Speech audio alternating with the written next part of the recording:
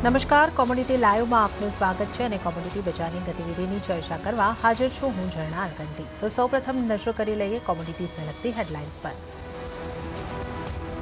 શુક્રવારે ક્રૂડની કિંમતોમાં 3%ના ઘટાડા બાદ આવી રિકવરી। બ્રેન્ટના ભાવ $83 પાસે પહોંચ્યા। ચાઇનાએ ઇન્ટરેસ્ટ રેટમાં કાપ કરતા અને ગાઝા કેસ સીઝ ફાયર પર ફોકસથી કિંમતો પર રિકવરી। સોના ચાંદીની ચમક પણ ઘટી। કોમેક્સ ઉપર સોનું રેકોર્ડ સ્તરેથી ઘટીને $2400ના સ્તરની પાસે। ચાંદીમાં $30ની પાસે નોંધાયો કારોબાર। ડોલર ઇન્ડેક્સમાં વધારાની કિંમતો પર અસર। બેઝ મેટલ્સમાં પણ વેચવાલી। ગત સપ્તાહે કોપરની કિંમતો 5% જેટલી ઘટી। ચાઇનાના નબળા આંકડાઓથી બન્યું ડિમાન્ડ। સરકારની પ્રતિકૂળ નીતિથી એગ્રી કોમોડિટીના નિકાસમાં નોંધાયો ઘટાડો। એપ્રિલથી જૂન સુધી નિકાસ આશરે 3% ઘટી। લાલ સમુદ્રમાં તણાવ અને ઘઉં ચોખા જેવી કોમોડિટીની નિકાસ બંધીની પણ જોવા મળી અસર। અને દેશમાં ખરીફ પાકોના વાવેતરમાં નોંધાયો માત્ર 3%નો વધારો। મગફળીનું વાવેતર વધ્યું તો કપાસના વાવેતરમાં પહેલીવાર ચાલુ સિઝનમાં નોંધાયો ઘટાડો।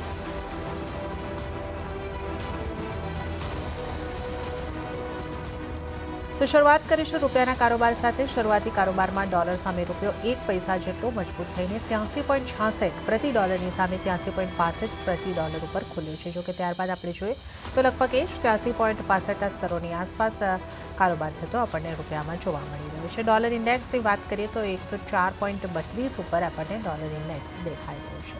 વધુ ચર્ચા કરીશું। કુંવરજી ગ્રુપના રવિ દિયોરા આપણી સાથે જોડાયા છે।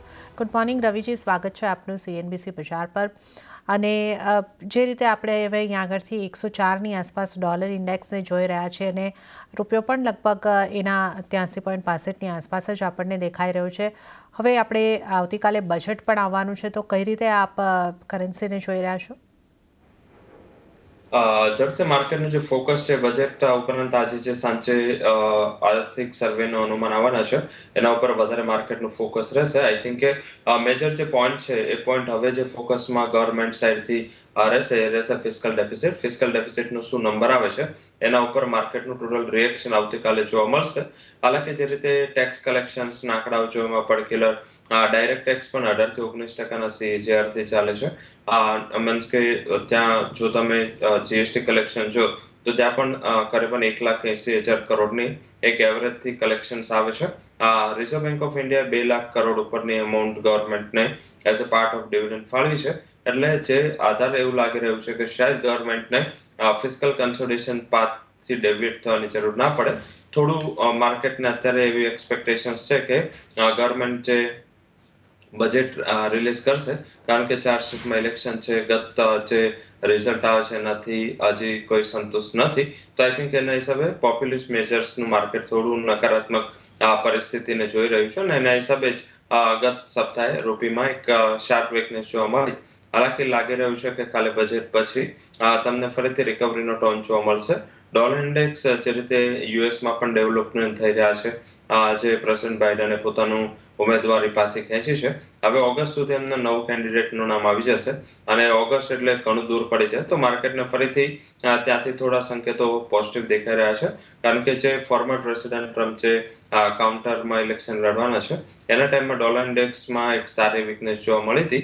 તો માર્કેટ અત્યારે એવું કાઉન્ટર કરી રહ્યું છે કે ડોલર ઇન્ડેક્સ તો વીક રહેશે, પણ આપણા બજેટની બાદ રૂપિયામાં સ્ટ્રેન્થ બનતી જોવા મળશે। એ પહેલાની પ્રિપેરેશનમાં આજે ડેટા જે આવવાના છે આર્થિક સર્વેના થોડા કન્ઝર્વેટિવ આર્થિક સર્વે રહી શકે છે। ગ્લોબલ જે વાતાવરણ છે એ કમ્પેરેટિવ એટલું સાનુકૂળ નથી। તો આઈ થિંક કદાચ તમને આજે એટલું ઉત્સાહ ન દેખાય, પણ કાલે ફરીથી રૂપી સ્ટ્રેન્થ તરફી જોવા મળશે અને આરબીઆઈનું ઇન્ટરવેન્શન પણ શાયદ આ લેવલથી થઈ શકે। તો આઈ થિંક કરંટ રેટથી 83.70ના રેટથી તમે વેચીને વેપાર કરી શકો। સ્ટોપ લોસ 83, 88 અને ટાર્ગેટ 83.40 સુધીના પોસ્ટ બજેટ જોવા મળી શકે છે। ઓકે, તો બજેટ પછી રૂપિયાની અંદર સ્ટ્રેન્થ આવતી દેખાઈ શકે છે। 83.40 સુધીના ટાર્ગેટ માટે અત્યારે તમે સેલ તરફ રહી શકો છો। તો આ એક વ્યૂ અહીંયા કરતી રૂપિયા ઉપર ડોલર રૂપિયા ઉપર બનતો દેખાઈ રહ્યો છે। હવે આપણે સોનાની વાત કરી લઈએ તો સોનાની કિંમતોમાં રેકોર્ડ સ્તરેથી દબાણ આવતા કોમેક્સ ઉપર ભાવ $2400ની પાસે પહોંચ્યા છે। તો સ્થાનિક બજારમાં પણ આપણે જોઈએ તો 73,100ની આસપાસના સ્તર પર કારોબાર થતો દેખાઈ રહ્યો છે। ડોલર ઇન્ડેક્સમાં આવેલી ખરીદારીને કારણે સોનાની કિંમતોની ઉપર દબાણ બન્યું અને સાથે ચાઇનાની સેન્ટ્રલ બેન્કે સોનાની ખરીદી અટકાવી છે, જેની અસર પણ કિંમતોની ઉપર જોવા મળી રહી છે. રવિજી, સોનાને તમે અહીંયા આગળથી કઈ રીતે જોઈ રહ્યા છો? જે રીતે આપણે સોનાને મજબૂત થતું જોયું હતું ત્યાંથી ફરી પાછું થોડું નરમાશ આપણને સોનામાં દેખાય છે અને જે ચીન તરફથી ખરીદી નથી થઈ રહી એ પણ એક વસ્તુ અહીંયા આગળથી બનેલી છે. તો સોનાને કઈ રીતે હવે જોવું જોઈએ? જરૂરથી ચીને જ્યારથી જે ઇન્ટરનેશનલ માર્કેટમાં ગોલ્ડ લેવાનું બંધ કર્યું ત્યારથી પ્રાઇસ છે એક લેવલથી અટકી રહી છે. હાલાકી તો પણ મીન્સ કે ચાઇનાની એબ્સન્સ હોવા છતાં પણ એકવાર gold almost all time high પાસે જઈ આવ્યો. હાલાકી જે કરેક્શન આવ્યું એ થોડું જે ઇન્ફ્લેશન સોફ્ટ થવાની આશારે તમે જોશો ક્રૂડના પ્રાઇસ છે એ સતત નીચે આવી રહ્યા હતા, તો એના હિસાબે થોડું જે ઇન્ફ્લેશનનું પ્રેશર હતું એ હળવું થયું અને ગોલ્ડ એક ઇન્ફ્લેશન હેજ તરીકે પણ જોવામાં આવે છે. તો થોડું ત્યાં હવે શું છે કે લાઈક ક્રિપ્ટોના જે ફંડ મેનેજમેન્ટ રૂલ્સ ચેન્જ થયા અને એના બાદ જે એમનો મોટો એક ફ્લો ગોલ્ડ સિલ્વર તરફ વળ્યો, તો ત્યાં થોડું ટ્રેડિંગ એક્ટિવિટીઝ વધી ગઈ છે અને ઇન્ટરનેશનલ માર્કેટમાં જોઈએ તો નીચે 23-70-80 સપોર્ટ લઈ લે છે અને ઉપર 24-60 આસપાસ એક રેઝિસ્ટન્સ છે. તો મારા મત મુજબ આ એક રેન્જમાં રહેશે. હાલાકી જે મીન્સ કે ઓવર ધ વીકેન્ડ આપણે જે ડેવલપમેન્ટ જોયા બિટવીન યુએસ એન્ડ ઇઝરાયલ, જે બને ઈરાન પર જે હુમલો કર્યો અને ફરીથી ત્યાંથી કાઉન્ટર પણ આવ્યું, તો આઈ થિંક ફરીથી જીઓપોલિટિકલ ટેન્શન્સ થોડા રેસ થઈ રહ્યા છે. રૂપી વીક છે એના હિસાબે ડોમેસ્ટિક પ્રાઇસ છે આઉટપરફોર્મ કરી રહ્યા છે ને હવે ફેસ્ટિવિટીની શરૂઆત આવતા 30 દિવસમાં ઇન્ડિયન માર્કેટમાં થઈ જશે. તો આઈ થિંક એ પણ એક તમને ફિઝિકલ માર્કેટમાં જે મોટું ડિસ્કાઉન્ટ હતું એ ડિસ્કાઉન્ટ કરતા જશે. તો આઈ થિંક એ સપોર્ટ મળી શકે. સેકન્ડ છે કે ચાઇના તરફથી પણ કોઈ મોટા રાહત પેકેજ ના આવે તો ઇક્વિટીનો જે ફ્લો છે એમાં પણ એક થોડું સેફ હેવન તરીકે ગોલ્ડમાં જઈ શકે છે. તો મારા હિસાબે ગોલ્ડમાં ખરીદી કરીને વેપાર કરવો જોઈએ. રેશનલ્સ થોડા પોઝિટિવ સાઈડ વધારે છે. 73,000 આસપાસ ખરીદી કરો. સ્ટોપ લોસ રાખો. એમાં 72,870 એક બહુ નાનો સ્ટોપ લોસ રહેશે. ટાર્ગેટ 73,400 સુધીના જોવા મળી શકે છે. ઓકે, તો ખરીદારી તરફ સોનામાં રહેવાની સલાહ છે અહીં આગળથી બનતી દેખાઈ રહી છે. 73,000ની આસપાસ તમારે ખરીદારી કરવાની છે. સ્ટોપલોસ જે તમારે રાખવાનો છે 72,870નો અને 73,400 સુધીના ટાર્ગેટ માટે સોનામાં ખરીદારી કરો. ચાંદીની વાત કરી લઈએ તો ચાંદીમાં પણ ઉપલા સ્તરેથી ઘટાડો આવતા વૈશ્વિક બજારમાં ભાવ $30 નીચે આવ્યા અને સ્થાનિક બજારમાં આશરે 5% વધારાની વેચવાલી આવતી દેખાય અને 89,230ની આસપાસ ચાંદીની અંદર આપણને સ્તર જોવા મળી રહ્યા છે. તો લગભગ 0.5%ની આસપાસનું દબાણ આપણને ચાંદીમાં બનવા જતું દેખાઈ રહ્યું છે. રવિજી, ચાંદીને કઈ રીતે તમે જોઈ રહ્યા છો? ચાંદીમાં પણ થોડી નરમાશ આવતી દેખાય છે, તો હવે ચાંદી ઉપર આપની કઈ રીતની સલાહ રહેશે? ચાંદીમાં ક્લિયર ચાઇના ફેક્ટર વર્ક કરી રહ્યું છે. જે ગત સપ્તાહે એક મોટી 4 દિવસની મીટિંગ બાદ કોઈ પણ અનાઉન્સમેન્ટ ના આવ્યા. આ એક ક્લિયર ઇન્ડિકેશન છે કે ચાઇના હવે મીન્સ કે આટલું સપોર્ટ આપવા પણ રેડી નથી. આજે જોશો તો એને 10 બેઝ પોઈન્ટથી ઇન્ટરેસ્ટ રેટને કટ કર્યા, છતાં પણ કોઈ પણ મુવમેન્ટ આજે ના તો મેટલમાં જોવા મળી ના તો સિલ્વરમાં, કારણ કે હાવ અને હોપ ઘણી મોટી હતી. લાઈક $2 to 3 ટ્રિલિયન પેકેજની વાત થઈ રહી હતી. કોઈ પણ અમાઉન્ટ નીકળીને નથી આવી અને ત્યાં પોલિસી મેજર્સ લેવા રહ્યા છે. ચાઇના હવે પોલિસી મેજર્સમાંથી બહાર નીકળે જલ્દી એવું લાગી નથી રહ્યું. જો પોલિસી મેજર્સથી કામ થઈ શકતો તો ચાઇનાની ઇકોનોમી ઘણા ટાઈમ પહેલા જ રિકવર થઈ ગયો. અત્યારે ચાઇના સ્ટ્રગલ કરી રહ્યું છે. હવે કેવું છે કે એની બેલેન્સ શીટમાં $3 ટ્રિલિયનથી $3.5 ટ્રિલિયન વધ્યા છે. માર્કેટને એવું એક્સપેક્ટેશન્સ હતું કે ભાઈ એમાંથી કંઈક સારું અનાઉન્સમેન્ટ આવશે. તો આઈ થિંક કે મારા હિસાબે થોડું માર્કેટના અનુમાન કરતા પેકેજ ના આવે તો મેટલ્સ હોય કે ચાંદી આ બધી જગ્યાએ અંડર પરફોર્મન્સ રહ્યું. હજી પણ એવું લાગી રહ્યું છે કે કોઈ મોટી પોટેન્શિયલ અપસાઇડ ત્યાં નથી દેખાઈ રહી અને 88,700 આસપાસનો એક સ્ટ્રોંગ સપોર્ટ છે. આઈ થિંક ત્યાં થોડું કોન્ટ્રા જઈ શકાય. હાલના લેવલ અવોઇડ કરો, પણ જો 88,700 આસપાસ મળી જાય છે તો આઈ થિંક 2 થી 3 દિવસના આઉટલુક સાથે ખરીદી કરીને ચાલો. 88,240ના સ્ટોપ લોસથી ઉપર ફરીથી 90,000 સુધીના ટાર્ગેટ ત્યાં બનતા જોવા મળી શકે છે. બાય એન્ડ ડિપ્સની રણનીતિ રાખવી જોઈએ. જેમાં શરૂઆતી કારોબારમાં સ્થાનિક બજારમાં લગભગ તમામ મેટલ્સની અંદર આપણને નરમાશ રહેતી જોવા મળી છે અને સૌથી વધારે વેચવાલી આપણને કોપરની અંદર આવતી દેખાય છે. સાથે જ એલ્યુમિનિયમમાં પણ લગભગ 0.5% કરતાં વધારેની વેચવાલી સાથેનો કારોબાર. રવિજી, જે રીતે આપણે ડિસ્કસ કરી રહ્યા હતા અહીંયા આગળથી કે ચાઇના તરફથી જે મેઝર્સ લેવા જેવા હતા, જે એક સ્ટિમ્યુલસની આશા હતી, એ હોપ્સ નથી પૂરી થતી દેખાય અને મેટલ્સની અંદર પણ ખાસું એવું દબાણ અને સાથે જ હવે અમેરિકા ચીન પર પ્રતિબંધો કડક કરે એવી પણ સંભાવનાઓ. તો મેટલ્સમાં હજી દબાણ વધી શકે, કઈ રીતે આપ જોઈ રહ્યા છો? ગત સપ્તાહે 5% જેટલો ઓલરેડી ઘટાડો આપણે વિટનેસ કર્યો છે. જરૂરથી આઈ થિંક કે ગ્લોબલી ઇકોનોમિક ફંડામેન્ટલ જોઈએ તો ત્યાં થોડી નકારાત્મક પરિસ્થિતિ છે અને એના જ હિસાબે રેટ કટની પ્રોબેબિલિટી સતત યુએસમાં વધી રહી છે. આઈ થિંક કે માર્કેટના અનુમાન પહેલા એ રેટ કટ થાય. હાલાકી જે રનિંગ પ્રેસિડેન્શિયલ કેન્ડિડેટમાં ટ્રમ્પ છે એમને લાસ્ટ વીકમાં ફેડને ચેતવણી આપી હતી કે એમની જ્યાં સુધી ગવર્મેન્ટ ના બને નવી ત્યાં સુધી રેટમાં કોઈ ચેન્જ ના કરે. તો આઈ થિંક ડેફિનેટલી આ જોવાનું છે કે આગળ જતા જો રેટમાં ચેન્જ ના થાય અને આટલી જ નબળી આર્થિક પરિસ્થિતિ જો જળવાઈ રહે તો આઈ થિંક રિકવર થવું બહુ થોડું મુશ્કેલ થશે. ચાઇનાને અધર જે ડિમાન્ડ છે એને લઈને થોડું કન્સર્ન અત્યારે જે આપણે જોઈ રહ્યા છે એ કન્ટિન્યુ રહી શકે છે. તો બેસિક આના ઉપર માર્કેટ રિએક્ટ કરી ગયું અને ઓલ ઓવર એવું લાગી રહ્યું છે કે આઈ થિંક કોપર ઝિંકના ફંડામેન્ટલ કમ્પેરેટિવ ચાઇના સાથે વધારે જોડાયેલા છે. તો ત્યાં થોડું સેલિંગ યથાવત રહી શકે છે. આઈ થિંક ઝિંક એક બેટર કોમોડિટી છે જ્યાં વેચીને વેપાર કરવો જોઈએ. આઈ થિંક લેવલ સ્પેસિફિક વાત કરીએ તો જુલાઈ કોન્ટ્રાક્ટ 262 આસપાસ વેચીને વેપાર કરો. 265 નો સ્ટોપ લોસ હશે. 25725 720 સુધીનો ટાર્ગેટ ઝિંક બતાવી શકે છે. તો ત્યાં વેચીને વેપાર કરવો જોઈએ. હાલાકી આ કરેક્શનમાં એક ગ્રીન શૂટ એ છે કે ચાઇનાના જે રેટ કટ છે એનું માર્કેટ અપેક્ષા નહોતી કરી અને આ સરપ્રાઇઝ રેટ કટ છે.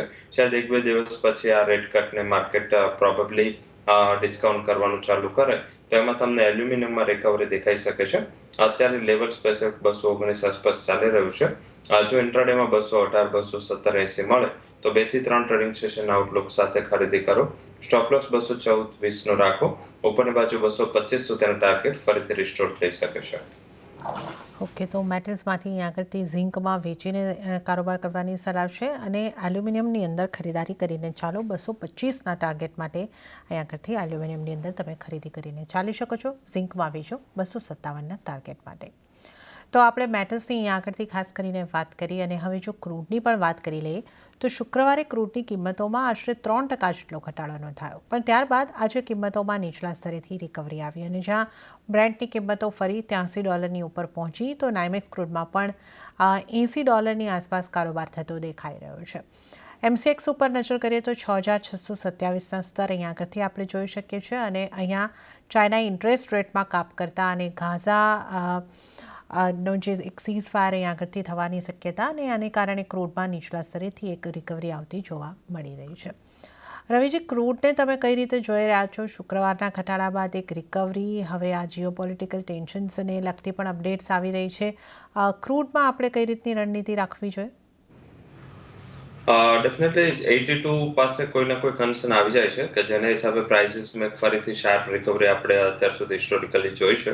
84, 83 વચ્ચે એક રેઝિસ્ટન્સ ઝોન છે નાઇમેક્સને. તો આઈ થિંક મને એવું લાગી રહ્યું છે કે આ બ્રોડર રેન્જમાં ફરતું રહેશે અને પર્ટિક્યુલર જે જીઓપોલિટિકલ કન્સર્ન્સ છે શાયદ આજે થોડા ઓવર રિએક્શન કરતું જોવા મળે. ત્યાં માર્કેટ એને સપોર્ટ લઈને ચાલી શકે છે. Second, all over Outlook negative થઈ ચૂક્યું છે. શાયદ થોડું શોર્ટ કવરિંગ હશે કારણ કે જે મીન્સ કે ટ્રમ્પ છે એમને લાસ્ટ જે બિલ સાઇન કર્યું હતું એનર્જી માટે એમાં એમને અલાસ્કા છે, ટેક્સાસ છે, એમાં ઘણી બધી ફિલ્ડ્સને ઓપન કરવા માટે અને જે નવી ઓઇલ પોલિસી પ્રમાણે એ લોકો એક્સપ્લોરેશન પણ ઘણું મોટું કરી શકે અને એ ન્યૂઝ બાદ જોઈએ તો વર્લ્ડની ઘણી બધી કંપનીઓ ત્યાં ઇન્વેસ્ટમેન્ટ કર્યું હતું ઇન્ક્લુડિંગ આપણે પેટ્રોનેટ છે, ગેલ છે, ONGC કે જેવી કંપનીઓએ ત્યાં ટાઈપ કરીને ઇન્વેસ્ટમેન્ટ કર્યું હતું. પરંતુ જેવું પ્રેસિડેન્સી ચેન્જ થઈ ત્યાં રૂલ્સ રેગ્યુલેશનમાં ઘણા ચેન્જ આવ્યા અને એના હિસાબે એ જે પણ ફિલ્ડની એલોકેશન્સ હતી ઓઇલ ફિલ્ડની એ ફરીથી પાછી લેવામાં આવી અને લેન્ડની એલોકેશન પણ હોલ્ડ પર રાખી દેવાય. એના હિસાબે જે ઓઇલ પ્રોડક્શન છે એ યુએસનું સીમિત થઈ ગયું. હવે જ્યારે જો ઇન કેસ ફરીથી ટ્રમ્પ આવે છે તો આઈ થિંક આ પોલિસીને ફરીથી વેગ મળશે અને એક રેમ્પઅપ થશે પ્રોડક્શન અમેરિકાનું. તો શોર્ટ ટર્મ આઉટલુક માટે આ માઇન્ડમાં રાખો. 2 થી 3 ટ્રેડિંગ સેશનના આઉટલુક સાથે થોડું શોર્ટ કવરિંગ માટે પ્લે કરવું જોઈએ. તો જે ઇફ એન્ડ બર્સ છે ઓપ્શનનો યુઝ કરો. જેમાં ક્રૂડના 6600 સ્ટ્રાઇકનો એટ ધ મની ઓપ્શન છે કોલ ઓપ્શન. એ કોલ ઓપ્શન 180 આસપાસ ખરીદી કરો. 124 would be stop loss. Target ઉપરની બાજુ આ કોલ ઓપ્શન છે 260 સુધીના બતાવી શકે છે. ઓકે, તો ક્રૂડને માટે એક જે યુએસ ઇલેક્શન છે એની ઇમ્પેક્ટ આપણે ખાસી જોઈ શકીએ છીએ. અત્યારે તમારે માટે સલાહ 6600નો જે કોલ ઓપ્શન છે એને તમે ખરીદારી કરીને ચાલો 260ના ટાર્ગેટ માટે. તો રવિજી, આપણે અહીં આગળથી નોન એગ્રી કોમોડિટીની વાત કરી, આગળ આપણે એગ્રી કોમોડિટીની અને બજેટથી આશાની વાત કરીશું. આપ અમારી સાથે જોડાયેલા રહેજો. તો હવે આપણે વાત કરી લઈએ બજેટની આશાથી.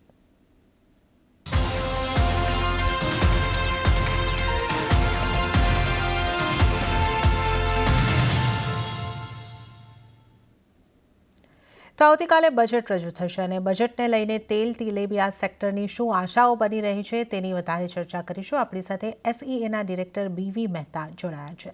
મહેતા સાહેબ, સ્વાગત છે આપનું CNBC બજાર પર. અને મહેતા સાહેબ, આપણે સતત ચર્ચા જ્યારે કરતા આવ્યા છે કે એક તો આત્મનિર્ભર તેલીબિયાં અને જે આપણે તેલનો ઇમ્પોર્ટ ઘટાડવાની આપણે હંમેશા ચર્ચા કરતા હોઈએ છીએ, એક નેશનલ ઓઇલસીડ મિશનને લઈને ઘણી બધી આપણે આશાઓ રાખી રહ્યા છે. તો આપની કઈ કઈ માંગણીઓ છે બજેટથી, અને બજેટથી આપને કઈ કઈ આશા અપેક્ષાઓ છે? પહેલા તો એ છે કે National Mission of Edible Oil વહેલામાં વહેલી તકે એનાઉન્સ કરવું જોઈએ. ખાલી એનાઉન્સ કરવું નહીં, પણ સાથે એનો ફંડ બી એના માટે એલોકેટ કરવું જોઈએ. અમે એમ સજેસ્ટ કર્યું છે કે આગલા 5 વર્ષ માટે દર વર્ષે 5,000 કરોડ રૂપિયા નેશનલ મિશન માટે અલગ કરવામાં આવે, જેથી કરીને આપણું ઉત્પાદન વધે. આજે 60% ડિપેન્ડન્સ છે એ ઘટાડીને જો 5 વર્ષમાં આ નેશનલ મિશન પ્રોપરલી યુઝ થાય તો 30% સુધી આપણું આત્મનિર્ભરતા એટલે આપણે જે ડિપેન્ડન્સ થઈ શકે એમ છે. એક તો એ અમે ડિમાન્ડ કરી છે. બીજું જે અત્યારે ઇમ્પોર્ટ જે રિફાઇન્ડ ઓઇલ બહુ આવી રહ્યું છે, તો અમે સજેસ્ટ કર્યું છે કે રિફાઇન્ડ ઓઇલ અને ક્રૂડ ઓઇલમાં જે ડિફરન્સ 7.5% છે એ વધારીને 15% કરવો જોઈએ, જેથી રિફાઇન્ડ ઓઇલ ઓછું આવે. ને ત્રીજું, ખાસ કરીને કે ભાઈ આજે તમે ખેડૂતોને સારો ભાવ આપવા ઈચ્છો છો, MSP વધારો છો, તો MSP સાથે લિંક કરી જે અત્યારે જે ડ્યુટી છે એ ડ્યુટી વધારવી જોઈએ, ઇમ્પોર્ટ ડ્યુટી. એટલે અમે સજેસ્ટ કરી છે ક્રૂડમાં મિનિમમ 20% અને રિફાઇન્ડ ઓઇલમાં 35% ડ્યુટી કરવી જોઈએ, જેથી કરીને ખેડૂતોને સમક્ષ ભાવ મળી રહે. આ 3 મેજર અમારી ડિમાન્ડ છે. બાકી તો જે એક નવી જે ખાસ કરીને પંજાબ હરિયાણામાં ડાયવર્ઝન ઓફ ક્રોપ, એટલે કે જે અત્યારે ઘઉં અને ચોખાનું મોટું ઉત્પાદન થઈ રહ્યું છે, વધારે પડતું થઈ રહ્યું છે, તેની જગ્યાએ તેલમેન ઉત્પાદન માટે ખેડૂતોને પ્રોત્સાહન આપવું, કોઈ સ્કીમ લાવી અને પ્રોત્સાહન આપવું, એ બી અમારી ડિમાન્ડ છે. હા જણાબેન. જી મહેતા સાહેબ, આપનો આભાર. આપ અમારી સાથે જોડાયા અને આ તમામ માંગણીઓ જે તેલ તેલીબિયાં સેક્ટરને લઈને છે એની ચર્ચા અમારી સાથે કરી. તો અહીં આગળથી નેશનલ મિશન ફોર ઓઇલ સીડને માટેની ખાસ માંગ, ત્યાં ફંડ ફાળવવામાં આવે એની પણ માંગ, અને ઇમ્પોર્ટ ડ્યુટીને પણ વધારો કરવામાં આવે, જેથી ભારતીય ઇન્ડસ્ટ્રીઝને એક સપોર્ટ મળી શકે, ખેડૂતોને ફાયદો થઈ શકે, એ એક માંગ અહીં આગળથી બનતી દેખાઈ રહી છે. રવિજી પણ આપણી સાથે જોડાયેલા છે. રવિજી, તેલ તેલીબિયાં ઉપરાંત આપણે આખા કોમોડિટી સેક્ટરને જો અહીં આગળથી લઈ લઈએ, કૃષિ સેક્ટરને લઈ લઈએ, તો આપના હિસાબે આ બજેટમાં શું હોઈ શકે છે, ક્યાં આશા અપેક્ષા રાખી શકાય?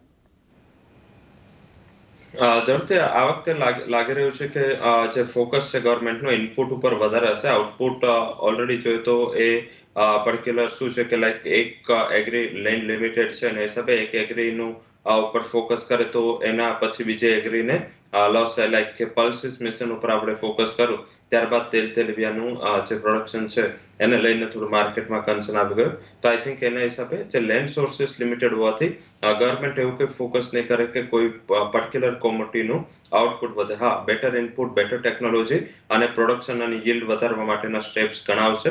એમાં ક્વોલિટી ફર્ટિલાઇઝર છે, ક્વોલિટી સીડ્સ છે, એને લઈને ઘણી બધી જાહેરાતો થઈ શકે છે. પર્ટિક્યુલર એગ્રી ઇન્ફ્રાને અને પ્રાઇસ મિકેનિઝમને ઇમ્પ્રૂવ કરવા માટે ઘણા ટાઈમથી ઇન્ડસ્ટ્રીની માંગ રહી છે. કારણ કે ઘણીવાર શું હોય છે કે ફાર્મર પાસે જ્યારે સ્ટોક હોય છે ત્યારે પ્રાઇસ નથી હોતો, પ્રાઇસ હોય છે ત્યારે સ્ટોક નથી હોતો. તો આઈ થિંક એને પણ ગવર્મેન્ટ આવરી લેશે. મને સેકન્ડ એવું લાગી રહ્યું છે કે જે એક્સપોર્ટની પોલિસીસ છે, પર્ટિક્યુલર જે તમે હાઇડલાઇનમાં પણ ચર્ચા કરી રહ્યા હતા, ગવર્મેન્ટે એટલા બધા રિસ્ટ્રિક્શન્સ લગાવ્યા છે કે એગ્રી એક્સપોર્ટને લઈને થોડી ચિંતા માર્કેટમાં રહી છે. તો એમાં પણ રિલીફની ઘણી બધી પોસિબિલિટીઝ દેખાઈ રહી છે. હાલાકી આ પર્ટિક્યુલર મેટર સેબીના દાયરામાં છે, પણ યસ, ઓઇલ એન્ડ ઓઇલ સીડમાં જે વાયદાઓને બંધ કરવામાં આવતા એ પણ ચાલુ કરવામાં આવે. કારણ કે આ બધા જ વાયદાઓની જે બેઝ પ્રાઇસ છે મસ્ટર્ડને છોડીને, એ બધે બેઝ પ્રાઇસ ઇન્ટરનેશનલ હતી અને ઇન્ટરનેશનલ માર્કેટમાં આપણે કારણ કે ટ્રેડ સાથે જોડાયેલા છે, તો એના પ્રાઇસનો રેફરન્સ આપણે અહીંયા મળે અને ઘણી બધી હેજિંગ માટેની જે પોઝિશન્સ છે આઉટ ઓફ ઇન્ડિયા લોકોને એજ કરવાની ફરજ પડે છે તો ડોલરનું પણ ત્યાં ડિમાન્ડ વધે તો આઈ થિંક એ પણ થોડું negative factor as a economy as a country agri economy હોઈ શકે તો આઈ થિંક એ પણ રિવર્સ કરવું જોઈએ અને ડોમેસ્ટિક પણ એવું જે વાયદા બજારમાં આ તેલ અને તેલીબિયા છે એને અલાઉ કરવું જોઈએ જે કન્સર્ન એમને લાગી રહ્યું છે કે કદાચ સ્પેક્યુલેશન વધી શકે તો હાયર માર્જિને તમે જો લાવશો તો આઈ થિંક સ્પેક્યુલેશન પણ કેપ રહેશે તો મને એવું લાગી રહ્યું છે કે મેજરલી આ ટાઈમે આઉટપુટ પર વધારે ફોકસ ના કરે ગવર્મેન્ટ અને જ્યાદાતર ગવર્મેન્ટ છે એ ક્વોલિટી ઇનપુટ અને ઇન્ફ્રા ઉપર ફોકસ કરે તો આઈ થિંક આ જે પણ પાયાના જે